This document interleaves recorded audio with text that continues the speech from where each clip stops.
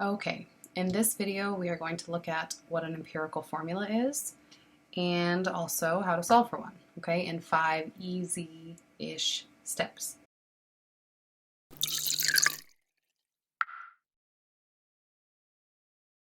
Empirical formulas. So empirical formulas are not that difficult, and the process of solving for one is not tricky. There's just a multi-step process, okay? First, let's actually figure out what one is, okay? All right, so typically we talk about a molecular formula of a compound, okay? We are now going to be talking about the empirical formula of a compound, all right? So molecular formula of a compound is easy. That's its actual formula, okay? Empirical, however, is the simplest version of that formula, okay? Let's look at an actual example. Did I write one? I did. Okay, so sugar, for example. Here is sugar, C6H12O6. This is glucose. You've taken bio, you've seen this many, many times. Yay, photosynthesis, also cellular respiration. Okay, so I have my lovely glucose. This is the actual molecular formula for glucose. However, it's not the simplest version, right? The simplest version, I can divide all of these subscripts by 6. They're all divisible by 6, which is exactly what I'm going to do to get the simplest version. So this will be CH2O. Okay, so that's its empirical formula. I'm showing basically the smallest ratio of atom to atom. Okay. Another example would be octane, right, which is C8H18. This is the wonderful gas that you put into your car when you go and fill it up.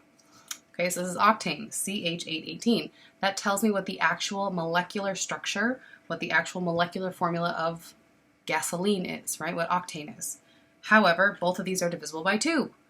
So the empirical formula would be C4H9. And I cannot simplify that any further. Okay. Another example would be water. Okay, H2O. That is the actual molecular formula for water, which just so happens to also be the empirical formula, right? I can't get any simpler than a 2 subscript and a 1 subscript. There's no way to simplify it. So sometimes the molecular formula is the empirical formula. So just sometimes we like to throw that in as a trick question, right? You've done all this work and you solve for the empirical formula, and then it's like, now find the molecular, and it's like, it's the same one. But typically that's not the case, right? Usually you'll find something like this, you find the empirical, and then you'll have to multiply by something to figure out, and go backwards and figure out the molecular, okay? That's the basic difference between molecular formula and empirical formula, okay? So now how to solve for it, okay? So there are 5 steps to solve for empirical formulas, which are right here. But instead of just going through each step without, kind of going through an example, I think that's much more difficult. So I think it's actually easier to understand all these steps if we're actually working through a problem. Okay, so let's do that. Okay, so since you don't have to watch me write it out, it doesn't take too long, okay? This would be a very typical and easy type of question, okay? So I have a sample of a molecule that I got in lab that has 8.06 grams of carbon, it has 1.35 grams of hydrogen, and it has 10.74 grams of oxygen in the 20.15 gram sample, okay? Sometimes they're not going to give you the total. That's okay, that's easy. All you do, if they didn't give you the total in the question, you just add up all of the elements that they give you to find your total. Okay, so don't get tricked. Don't freak out if they didn't give you the total. You can very easily solve. You just add up stuff. Okay? All right, so to solve for an empirical formula, if necessary, you need to change your percent to grams. Well, did my question give me information in percents? No, it already gave me stuff in grams, so step 1's not necessary. Sweet. Okay? Well, I'll link to one that actually does do percents. Okay, those are harder.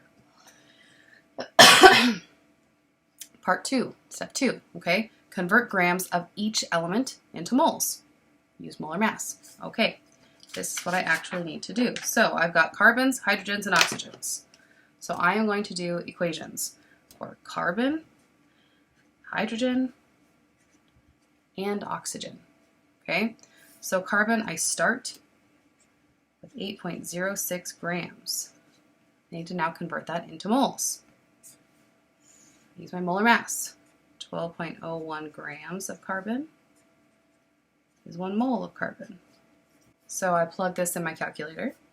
8.06 divided by 12.01, and I get 0.671 moles.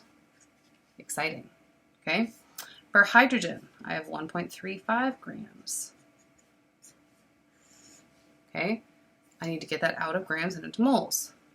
So get grams on the denominator, moles on the numerator, use your molar mass of 1.01, and you divide in your calculator and you get 1.34 moles of hydrogen. Okay, do the exact same thing for oxygen. So, in this case, this molecule had 3 different elements, so we do this 3 times. If it only had 2 elements, you don't have to do it twice. If it had 7 elements, you do it 7 times, and hopefully no one would do that to you, okay? Oxygen's molar mass is 16 grams for every 1 mole. 10 divided by 16, I would get 0.671 moles of oxygen, okay? So I have canceled out all of my grams, and I've gotten it into moles, okay?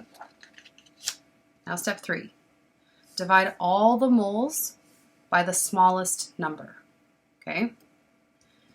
So I'm going to look at all of these answers that I got for moles, and I'm going to look for the smallest number, okay? So I have 0.67, 1.3, 0.67, okay? In this case, I have 2 that are the smallest number. Neat, okay? I'm going to divide all of them by the smallest number. So 0.67 is the smallest of all of these options, so I'm going to divide by 0.671. 671 divide 0.671.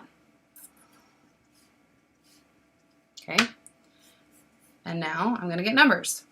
This is going to be 1. This is going to be a 2, and this is going to be a 1. Okay, so I divide by the smallest number. My next step, number 4, is if necessary, multiply answers to get whole numbers.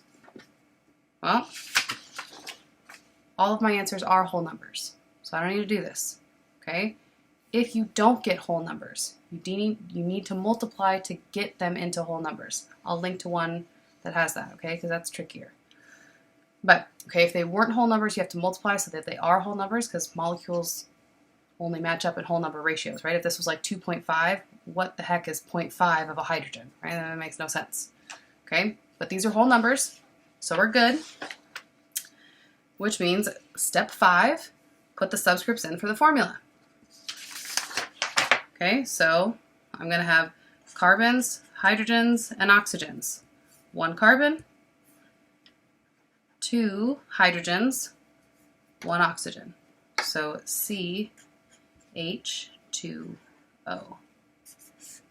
That is your empirical formula. Not too tricky, hopefully, okay? Because this was the easy kind. All right, let's go do some trickier examples.